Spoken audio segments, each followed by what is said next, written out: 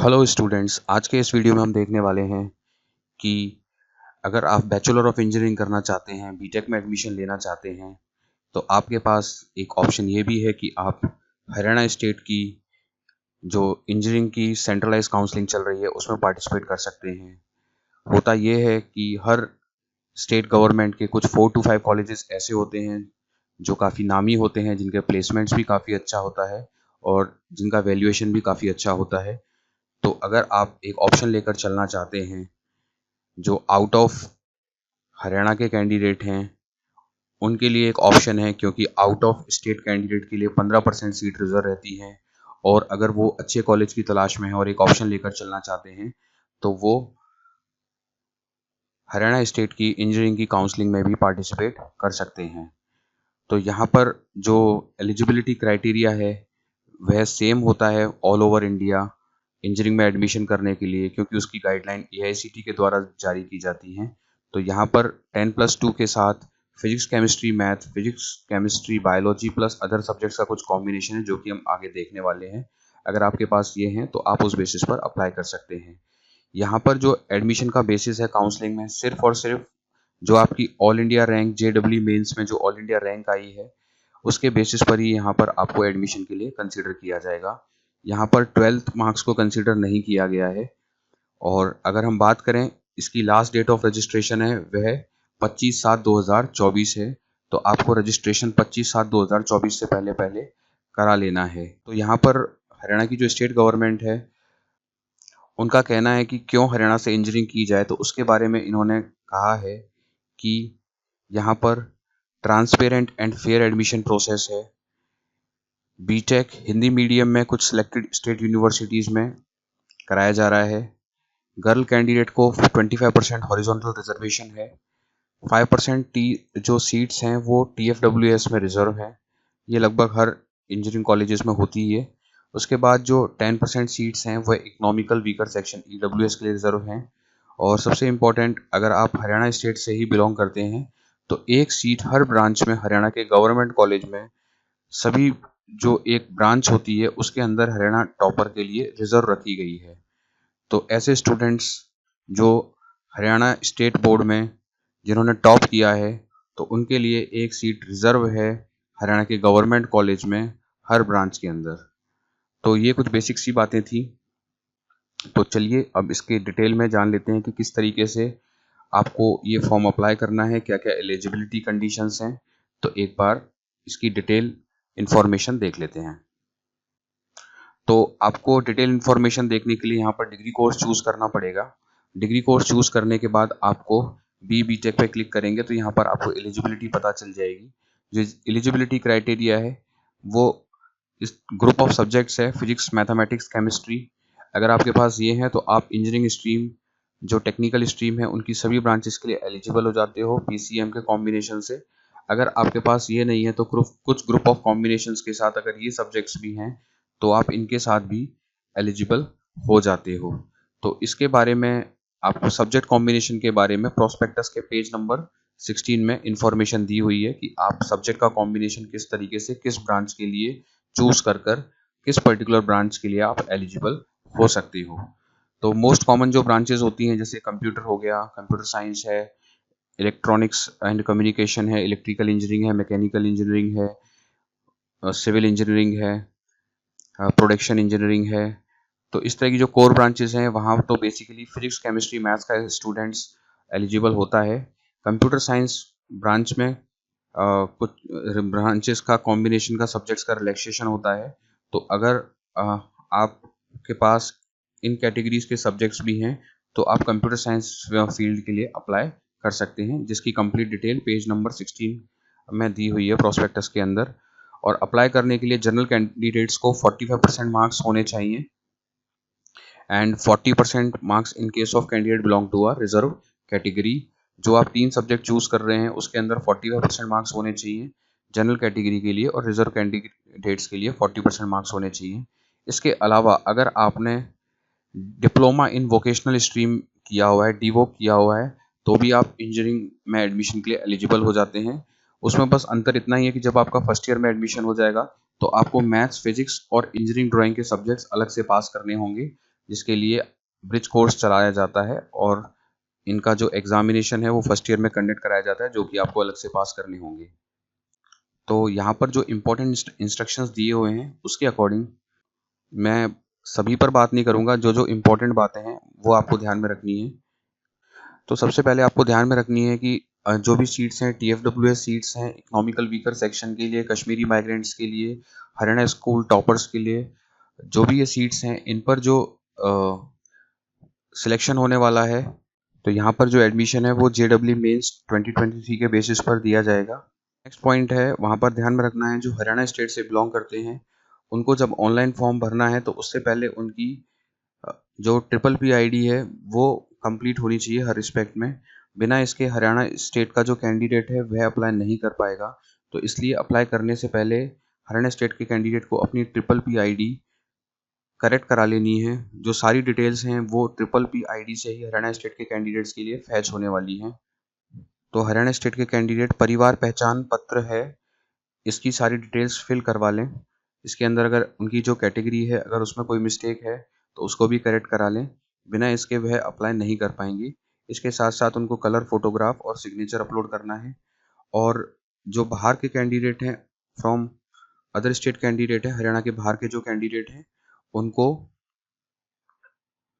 आधार ID registration करते वक्त चाहिए और कलर फोटोग्राफ चाहिए और सिग्नेचर चाहिए, उसके बेसिस पर वह अप्लाई कर देंगे। आपको जो रजिस्ट्रेशन फॉर्म है वह उसी डेटा या एंट्रीज के साथ भरना है जो आपकी क्वालिफाइंग एग्जामिनेशन में आपने डिटेल्स फिल की थी। तो उसकी डिटेल्स और भरे हुए फॉर्म की डिटेल्स सेम होनी चाहिए, वह मिसमैच नहीं होनी चाहिए। तो जैसा कि मैंने बताया, जो हरियाणा स्टेट के कैंडिडेट हैं उनका जो रजिस्ट्रेशन है वो केवल और केवल परिवार पहचान पत्र PPP ID के बेसिस पर हो पाएगा। तो उनको अपनी PPP ID इंसर्ट करनी है। अगर किसी कारण से उनके पास PPP ID नहीं है तो वो आधार नंबर डालेंगे तो भी आपको वह PPP ID पर ही ले जाएगा। तो इसलिए PPP ID होनी बहुत ज़रूरी है साइन अप करते वक्त, क्योंकि सारी जो इन्फॉर्मेशन है, जो कंप्लीट डेटा है, like student name, gender, date of birth, father name, mother's name, income category, sub category, वो सारा जो डेटा है वो PPP ID से ही फैच होने वाला है। तो ये सब नॉन एडिटेबल होगा, आप उसमें एडिट नहीं कर पाएंगे। तो इसलिए ये पहले ही बता दिया गया है कि जो हरियाणा स्टेट के कैंडिडेट्स हैं उनकी PPP ID पहले उनको कंप्लीट रखनी है। अगर उसमें कोई एरर है तो उसको सही कराना है, तभी वो ये फॉर्म भरने के लिए एलिजिबल हो पाएंगे। तो हरियाणा स्टेट के कैंडिडेट की सारी जो एंट्रीज हैं वो यहीं से वेरीफाई होने वाली हैं, इसलिए इसमें कोई मिस्टेक नहीं होनी चाहिए।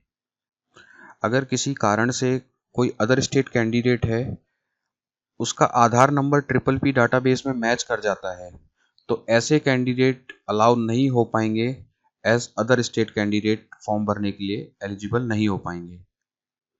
तो जो स्टूडेंट हरियाणा स्टेट से बिलोंग करते हैं उन्हें डॉक्यूमेंट अपलोड करने की ज़रूरत नहीं पड़ेगी उनके कैटेगरी के, like SC, BC, general etcetera, annual family income, date of birth during the registration process, क्योंकि ये जो सारा डेटा है वो PPP ID से ही फैच होने वाला है।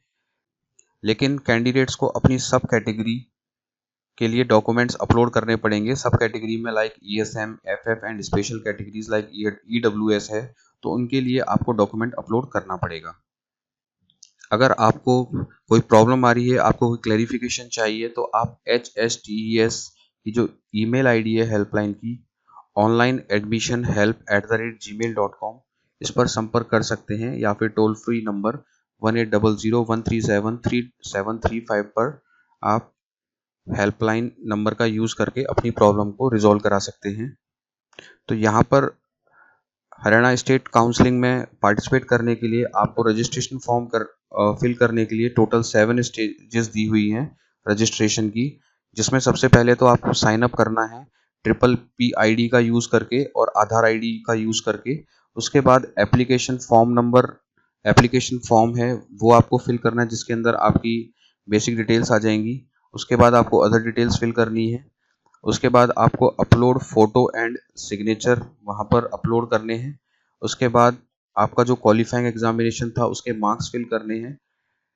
उसके बाद आपके पास कंफर्मेशन का पेज आएगा जहां पर आपको आपने जो डिटेल्स फिल की है उनको कंफर्म करना है, और उसके बाद आपको upload the request documents in PDF अगर वो एप्लीकेबल हैं, और जो फीस है लास्ट में सब रजिस्ट्रेशन फीस वो आपको फिल करनी है, पे करनी है। तो यहाँ पर जो रजिस्ट्रेशन फीस है वो जनरल कैटेगरी के केस में 1000 रुपीज़ रखी हुई है, और जो रिजर्व कैटेगरीज हैं, हरियाणा स्टेट की जो रिजर्व कैटेगरीज हैं उनको 700 पे करना होगा। तो हरियाणा स्टेट के अलावा बाकी जो रिजर्व कैटेगरी के कैंडिडेट हैं अदर स्टेट, वो जनरल कैटेगरी में काउंट होंगे, तो उन सबको as a general category 1000 rupees का पेमेंट करना होगा। तो अदर स्टेट कैंडिडेट्स के लिए 15% सीट रिजर्व होती है, और जो हरियाणा स्टेट के कैंडिडेट्स हैं उनके लिए रेस्ट ऑफ 85% सीट्स उनके लिए ही होती है। इन केस अदर स्टेट से सीटें 15% का कोटा फुलफिल नहीं हो पाता है तो वो सीटें भी हरियाणा स्टेट के कैंडिडेट्स के साथ मर्ज हो जाती हैं। तो जैसे ही आप रजिस्ट्रेशन कंप्लीट करा लेंगे तो उसके बाद कैंडिडेट्स को एक यूनिक एप्लीकेशन नंबर मिल जाता है, और जो उसने पासवर्ड जनरेट किया है उससे वो लॉगिन कर सकता है। उसके बाद कैंडिडेट्स को क्या करना है, अपना एप्लीकेशन नंबर और पासवर्ड से लॉगिन कर लेना है, और कैंडिडेट्स उसके बाद क्या होंगे, ऑनलाइन चॉइस फिल करने के लिए एप्लीकेबल हो जाएंगे। उसके बाद आपको ऑनलाइन कॉलेजेस की चॉइसेस फिल करनी है। यहाँ पर सबसे इम्पोर्टेंट बात आपको ध्यान में रखनी है, ऐसे कैंडिडेट जो स्पेशल कैटेगरी में अप्लाई करना चाहते हैं, स्पेशल कैटेगरी में फॉर एग्जांपल TFWS कैटेगरी है वो स्पेशल कैटेगरी हो जाएगी, कश्मीरी माइग्रेंट्स हैं वो स्पेशल कैटेगरी हो जाएगी। तो ऐसे स्टूडेंट्स को क्या मिलेगा यहाँ पर, they have to choose a different roll numbers. तो एक तो उन्हें जनरल रोल नंबर मिलेगा और एक स्पेशल कैटेगरी का रोल नंबर मिलेगा। तो जनरल रोल नंबर तो वही है जो बाकी सारे कैंडिडेट्स फिल करने वाले हैं। यहाँ पर एग्जाम्पल के फॉर्म में समझा रखा है, मान लीजिए कोई कैंडिडेट सुमित है, उसने कोर्स में रजिस्टर्ड किया तो उसको एक एप्लीकेशन नंबर 100005 मिल गया। उसके बाद रजिस्ट्रेशन के बाद सुमित ने क्या किया कि स्पेशल कैटेगरी में भी अप्लाई किया, TFWS की स्पेशल कैटेगरी में अप्लाई किया। तो उसको जो चॉइस फिल करनी है वो 2 डिफरेंट रोल नंबर्स के लिए फिल करनी है। एक तो उसका जनरल रोल नंबर हो जाएगा,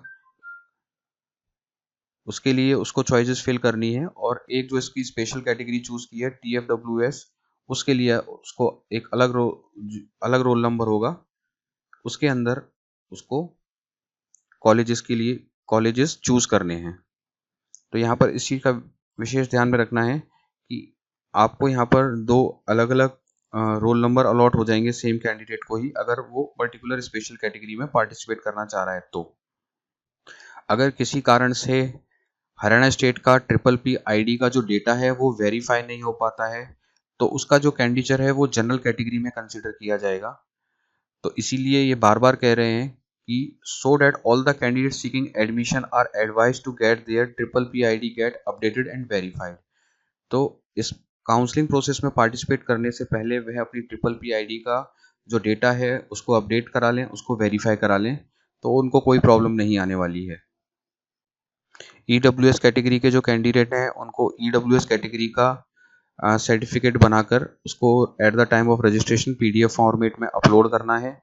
यह PPP ID से फैच नहीं होगा, ये अलग से अपलोड करना है। तो यहाँ पर इन्होंने एक एडवाइस भी दी है कि स्टूडेंट जो सेल्फ फाइनेंस इंस्टीट्यूट हैं, प्राइवेट इंस्टीट्यूट हैं, उनमें अप्लाई करने से पहले एक बार उनका फीस स्ट्रक्चर ज़रूर देख लें, जो कि इसी वेबसाइट पर अपेंडिक्स F में दिया हुआ है, और आने वाले दिनों में मैं इस पर फीस स्ट्रक्चर को लेकर वीडियो भी बना दूंगा। तो काउंसलिंग में चॉइस करने से पहले वो फीस स्ट्रक्चर ज़रूर देख लें। यहाँ पर यह भी एडवाइस किया गया है कि जो स्टूडेंट्स हैं वो ऑनलाइन काउंसलिंग फॉर्म खुद ही अपने घर पर अपने बेसिस पर अप्लाई करें, किसी साइबर कैफ़े पर जाना अवॉइड करें, या फिर किसी अनऑथराइज पर्सन जिस पर वो भरोसा ना कर सकें, जो उनको मिसलीड या मिसगाइड कर सकता है, उनके थ्रू अपना फॉर्म फिल ना कराएं। तो सबसे पहले फर्स्ट काउंसलिंग का रिजल्ट आएगा। फर्स्ट काउंसलिंग का रिजल्ट आने के बाद जो सीट्स जिन सीट्स पर एडमिशन कंफर्म हो जाएगा तो बची हुई सीट्स के लिए सेकंड राउंड ऑफ काउंसलिंग होगी।